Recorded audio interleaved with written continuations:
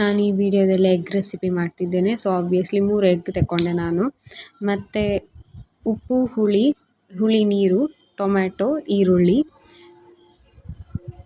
ಮತ್ತು ಆಗ ಹೇಳಿದಾಗೆ ಉಪ್ಪು, ಗರಂ ಮಸಾಲ ಎಂತ ಬೇಕು ಪುಡಿ ಎಲ್ಲ ತಗೊಳ್ಬೋದು. ಮತ್ತೊಂದು ಬಾಣಲೆಗೆ ಎಣ್ಣೆ ಹಾಕೋದು.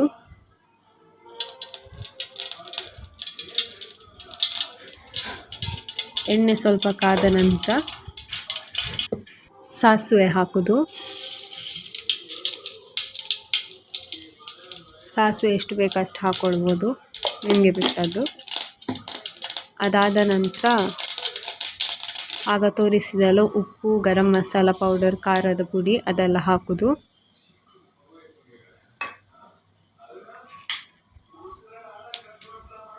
ಅದು ಹಾಕಿ ಆದ ನಂತರ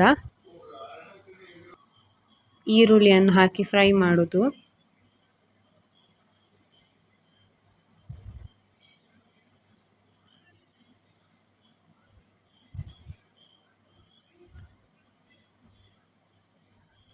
ಈರುಳ್ಳಿ ಫ್ರೈ ಆದ ನಂತರ ಟೊಮೆಟೊ ಹಾಕೋದು.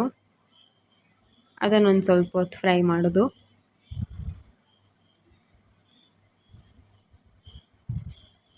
ಅದಾದ ನಂತರ ಆಗ ಹುಳಿ ನೀರು ತೋರಿಸಿದ್ದಲ್ಲ, ಆ ಹುಳಿ ನೀರನ್ನು ಹಾಕೋದು.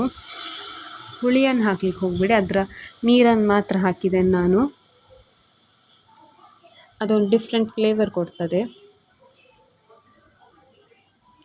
ಇದು ಆ್ಯಕ್ಚುಲಿ ಅಮ್ಮ ಹೇಳಿದ್ದು, ರ್ಯಾಂಡಮ್ ಆಗಿ ನೆನಪಾಗ್ತಿತ್ತು, ಯಾವಾಗನೂ ಹೇಳಿದ್ದದನ್ನು ಈಗ ನೆನಪಾಯಿತು ಅಂತ ಹಾಕಿದೆ.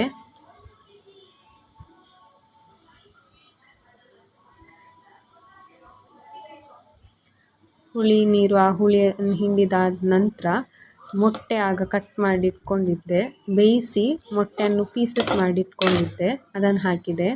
ನಿಮಗೆ ಹೇಗೆ ಬೇಕು ಹಾಗೆ ಪೀಸ್ ಮಾಡ್ಕೊಳ್ಬೋದು. ನಾನು ಸಣ್ಣ ಸಣ್ಣ ಪೀಸ್ ಮಾಡ್ಕೊಂಡಿದ್ದೇನೆ. ಅದಾದಮೇಲೆ ಸರ್ವ್ ಮಾಡಿ ತಿನ್ನೋದು ಅಷ್ಟೇ.